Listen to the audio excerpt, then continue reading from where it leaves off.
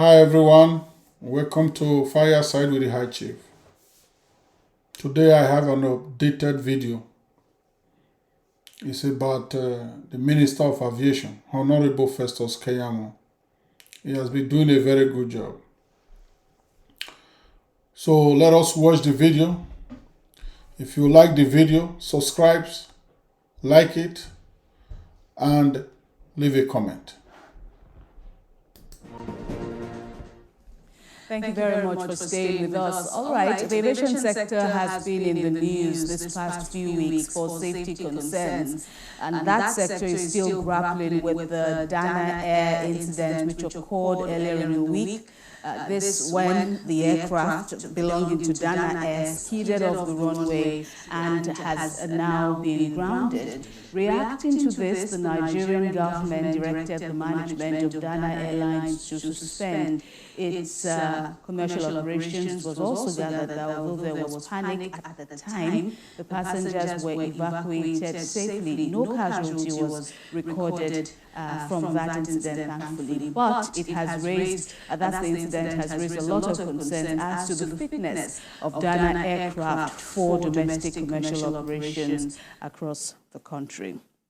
Also, on Thursday, an Air Peace flight made an emergency landing at the Murtala Mohammed International Airport. This was after the Minister of Aviation, Festus Keyamo, disclosed that the company has been granted the license to fly from Abuja International Airport directly to Gatwick Airport in London. And joining us now to look at all these issues and how the aviation sector can be better placed, strategically placed, that is, especially for modern-day realities, we have, joining us just before we bring in our guest. Sam Omashe, TV host, is here with us, and we are glad to have you with us. Welcome. Right. And now, joining us via Zoom from Abuja, the Minister of Aviation, Festus Keyamo, learned senior advocate of Nigeria, joins us now. And thank you very much for joining us, Honorable Minister. Of course, as we said in the background story, the ministry, the federal government, that is, has waded into this issue of Dana Air, its aircraft skidding off the runway, now grounding and suspending its commercial operations. But as you must have been aware, a lot of controversies, a lot of reactions have greeted this decision of the federal government. Some saying you overstepped your boundaries, that this should have been an action taken by the NCAA. Kindly help Nigerians better understand where you are coming from. Well, thank you very much. The focus of this government, in fact, one of the major focus is that we must strictly supervise the agencies that are responsible for regulating air traffic and the safety of the skies, and ensure that they do their job. So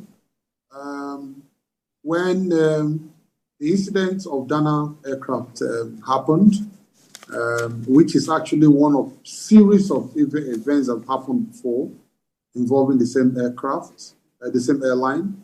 Remember, some time ago, as they were approaching landing, their door flew open on air.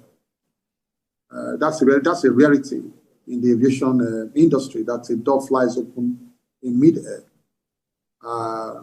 Before then, and before I came, there were internal reports about the unhealthy nature of their operations, which endanger the lives of Nigerians. Those internal reports are reports by the same regulator, not by any other person, but by those who are supposed to regulate them. Now, how thorough they did their job in terms of reviewing their reports and allowing them back on air, leading to this serious, series of, incidents. There were times of the bus tire, times, all kinds of things that happened.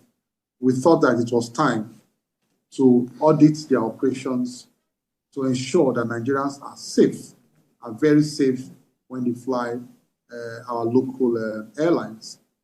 Not only them, of course, we are going to carry out an audit of most of, if not all, the airlines that fly Nigerians and the flying public. I mean, locally and internationally.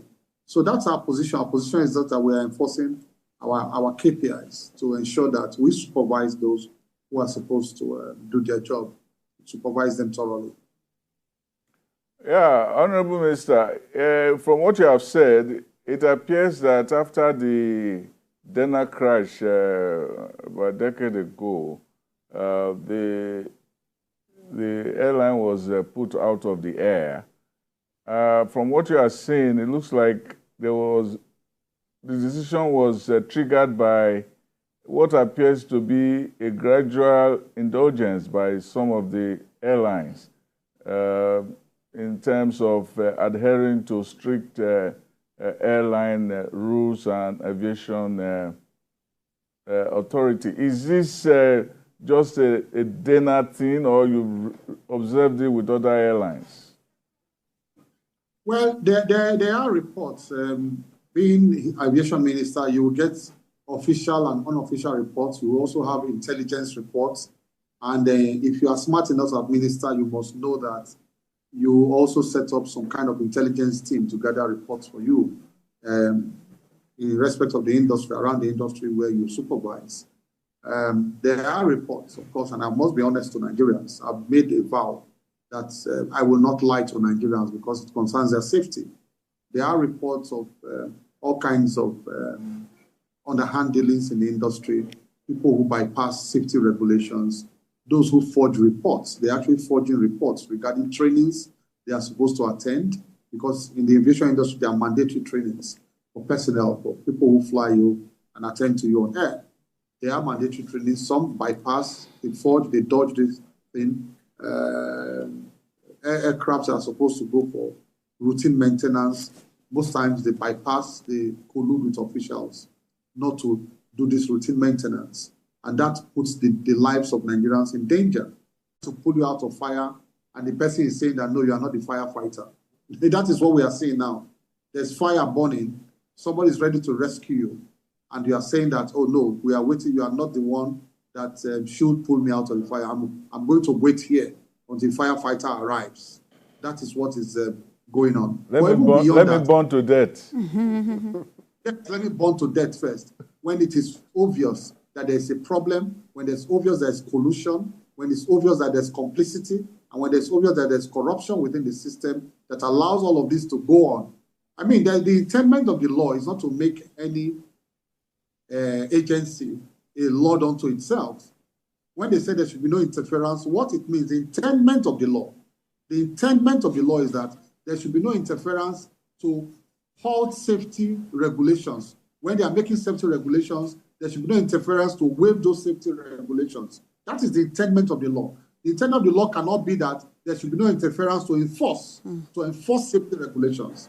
Because the interference they're talking about now is to say, look, you are not doing your job. Please enforce safety regulations. The other way around would have been that, oh, they say ground the airline, okay? And there's interference to say, no, allow it to fly. That is interference. That's interference because political interference is now saying that, please waive your safety regulations, let Nigerians be in danger. But it's the other way around now.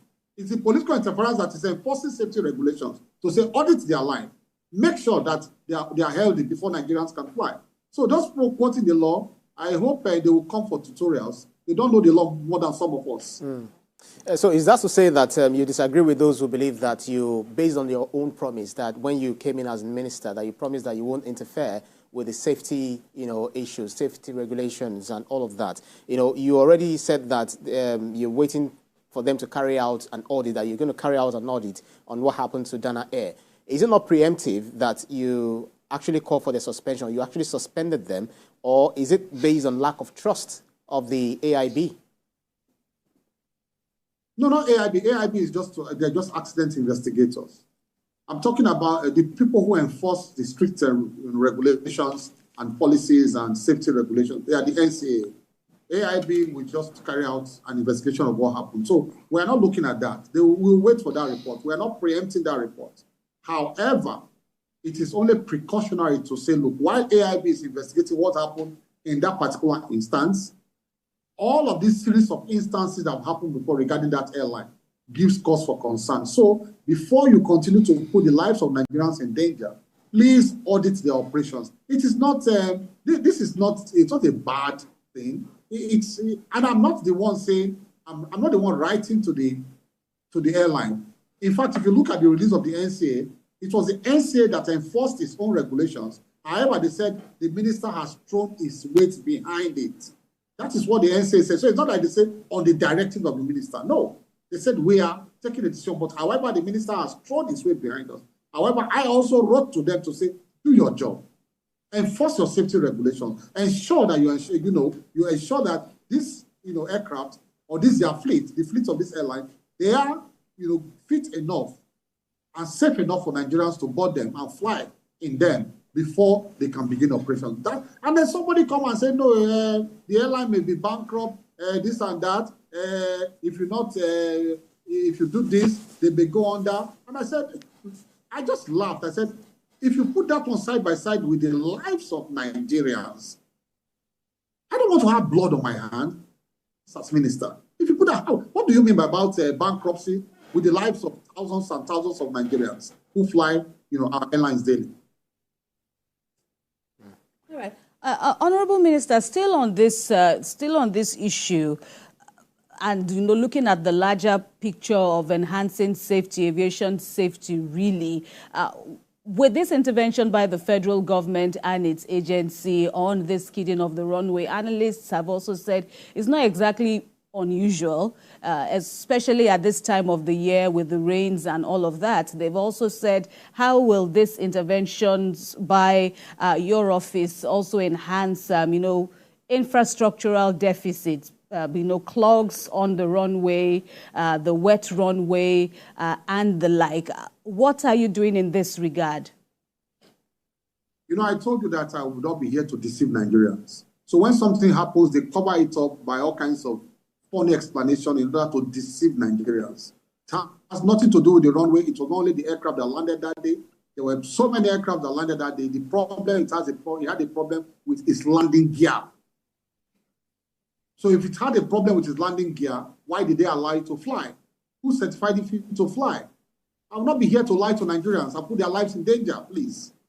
All of those funny reports you hear coming out is part of the corrupt cartel we are dealing with. And we are prepared to fight that corrupt cartel. Let them complain from morning till evening. I am responsible to the Nigerian people and my employers. I'm responsible to them. I'm responsible for their safety. I took a vow to ensure that I uphold tenets of the Constitution. I serve the Nigerian people, not aviation experts and keyboard activists and paid commentators. We have been in this business of public complaint for a long time, so they cannot bamboozle me and tell me how to do my job.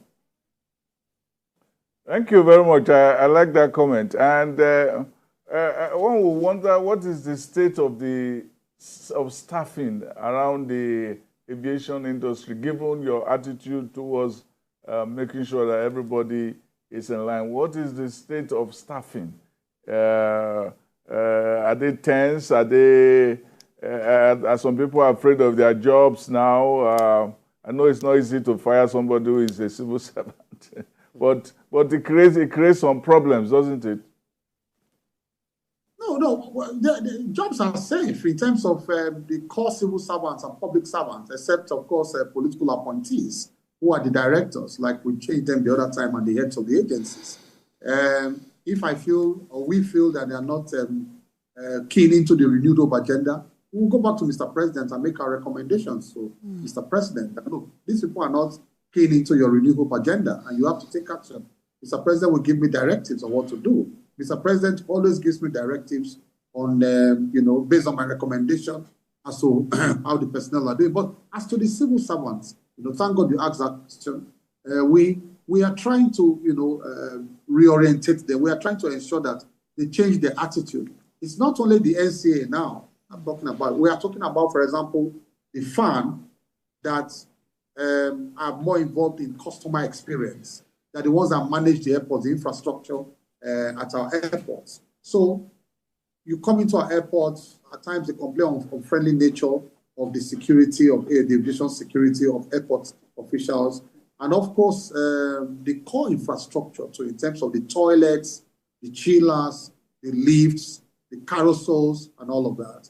The problem has always been that the civil service or the civil servants are designed in such a way that they don't optimize, they can't give optimal service to Nigerians.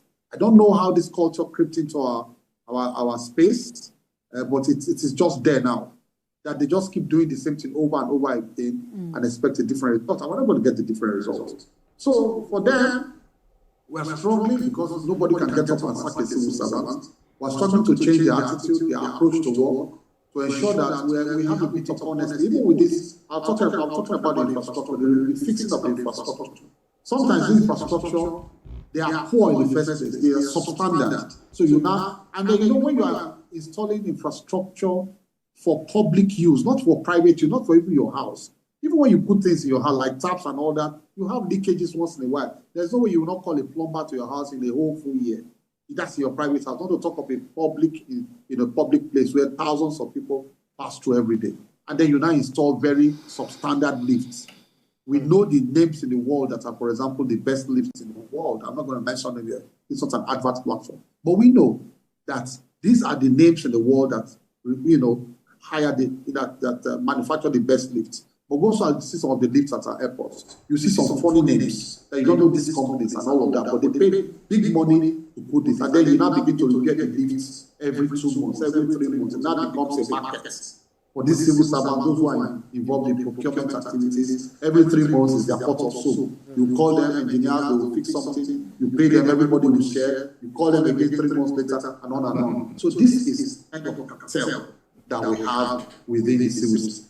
So we are trying to encourage this sector in terms of infrastructure maintenance and repairs and all of that to ensure that at the end of the day we just want to succeed. We just want to succeed to ensure that Nigerians have good customer experience, good experiences at airports, because that's the optics they see. Why we struggle with the safety concerns behind, Nigerians also want to see very clean arrival and departure halls and functional halls when they come to airports. Interesting. Thank you so much, Honorable Keyamo. And on behalf of the diaspora, the Nigerian diaspora, I want to thank you again. Nobody is going to bamboozle you. For right now, for what you are doing, we're giving you a passing grade. If anything changes, we will report to the diaspora. Our job is to report all the goods and the bad that all the ministers are doing to the diaspora, to the Nigerian diasporas. So far so good. What you are doing a noble job. Continue doing it. We're watching, Nigerians are watching. We want a good airline. We want a good service at the airport. We want so that every Nigerian, even any foreigner they come, they will find out that our airport is one of the best. That is what we are looking for. And we are behind you. So thank you so much for everything you are doing.